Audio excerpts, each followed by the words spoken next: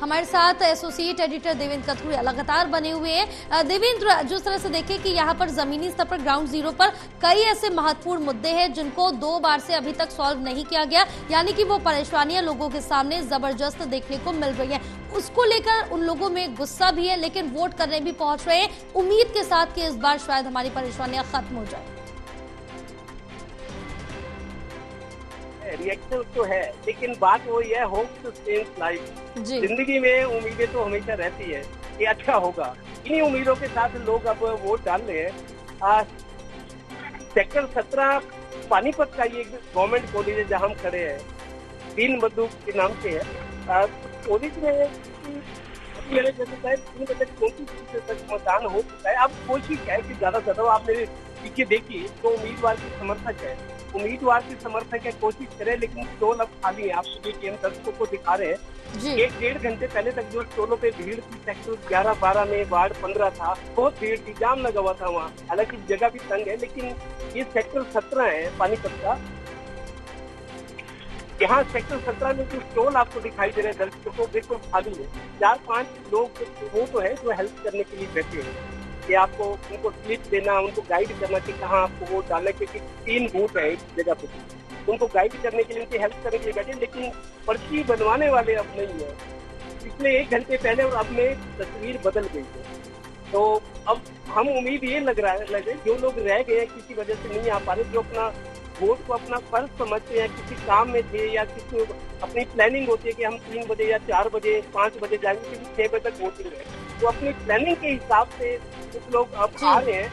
लेकिन क्योंकि अब वो मैच शुरू हो चुका है जिसका अंदेशा था, इस वजह से मेरे को लगता है मूवमेंट में थोड़ा सा कमी से कुछ लोग, वो मैच शुरू हो चुका है जिसका अंदेशा था, इस वजह से मेरे को लगता है मूवमेंट में थोड़ा सा कमी है।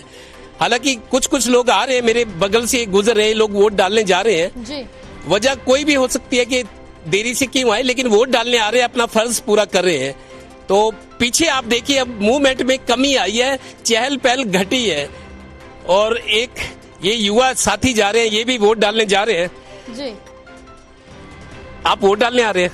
आगे आओ, आगे आओ। हाँ जी, हाँ जी। देरी से क्यों आए? बाकी लोग बहुत सारे डाल के जा चुके। बस टाइम से अपने काम निपटा के आगे। अब सुबह तक ज्यादा भीड़ मिलती, अब थोड़ा रश कम मिलेगा। लेकिन आपने अपना फर्ज समझा। हाँ जी। गुड़िया को लेके आए, वोट डाल के आएंगे। हाँ जी, हाँ जी, थैंक यू। एक बात और बताओ जाते जाते, मैं ये नहीं कह रहा कि वोट किसको डालना है आपको, मैं ये नहीं कह रहा, लेकिन मैं ये जरूर जानना चाह रहा हूँ कि आपको फिक्र है कि हमारी जो समस्याएं हैं, सुविधाएं जो होती हैं, गली मोहल्ले की सुविधाएं मिले, समस्याएं कम हो, घटे, तो मुद्दे क्या हो सकते हैं जिसपे वोट डालना? किसी कैंडिडेट का और पार्टी का नाम नहीं लेना, मुद्दे क्या है जिसपे आपको अपना वर्डिक्ट, अपना फैसला देना है? मुद्दे जी ओवरऑल डेवलपमेंट, जो भी पार्टी या जो भी इंडिपेंडेंट कोई भी हो, पार्टी पे मैं भी नहीं जा रहा, जो भी ओवरऑल डेवलपमेंट है बस यही मुद्दा है अपना सिटी का, अपना स्टेट का। शुक्रिया।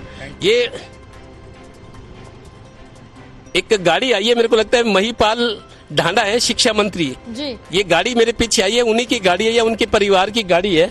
ये लोग जायजा ले रहे हैं। बीजेपी की एक खासियत ये जरूर है जया, मैं सुबह से देख रहा हूँ बीजेपी की तैयारियां बहुत फुल प्रूफ थी, रणनीति, तैयारियां, योजनाएं, मैन पावर, पूरी फौज है बीजेपी के पास संगठन के नाम पर। और मैं जहां जहां गया मेरे को बीजेपी के लोग मिले हैं, मॉनिटरिंग कर रहे हैं, कोई बाइक पे आ रहा है, कोई गाड़ी पे आ रहा है, कि सब ठीक ठाक चल रहा है कि नहीं चल रहा। मतलब आप देखिए, जहां अब मैच शुरू हो चुका है, लोग घरों में कैद हो गए हैं बहुत सारे लोग, लेकिन बीजेपी वाले फील्ड में आए हैं, देख ले, अपने आदमी से बात कर रहे हैं कि कौन लोग वोट डालने नहीं आए, क्या परसेंटेज रही है, या किस तरह के लोग आ रहे हैं, कितने लोग और आ सकते हैं, सारा फीडबैक ले रहे हैं बीजेपी के लोग।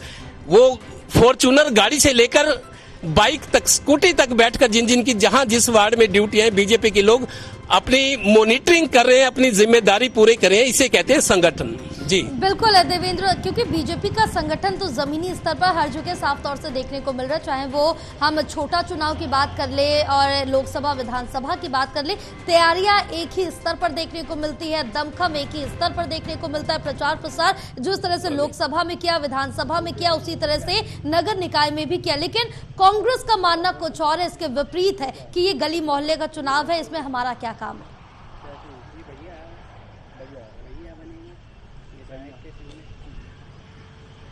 देखिए, बीजेपी जो ये चुनाव है बीजेपी ने पूरी गंभीरता से लड़ा, तैयारियां की हैं। आपको याद दिलाऊं, दिल्ली विधानसभा चुनाव के साथ साथ हरियाणा के बीजेपी के नेता, केंद्रीय मंत्री मनोहर लाल, मुख्यमंत्री नायब सिंह सैनी, प्रदेश अध्यक्ष, प्रदेश प्रभारी, कोर कमेटी, वो लगातार गुरुग्राम में, चंडीगढ़ में, करनाल में बैठ के करते रहे कि किस तरीके से निकाय चुनाव हमने जीतना है। क्लीन स्वीप का इरादा था बीजेपी का, क्योंकि परिस्थितियां पूरी तरह से बीजेपी के अनुकूल है। कांग्रेस जिस तरीके से तैयारियों में कमजोर है, उम्मीदवार बीजेपी के 10 दिन के बाद उम्मीदवार सामने आए कांग्रेस के, तो आप देखिए इतनी फुल प्रूफ तैयारियां, रणनीति, प्लानिंग, मॉनिटरिंग, मैनेजमेंट जबरदस्त।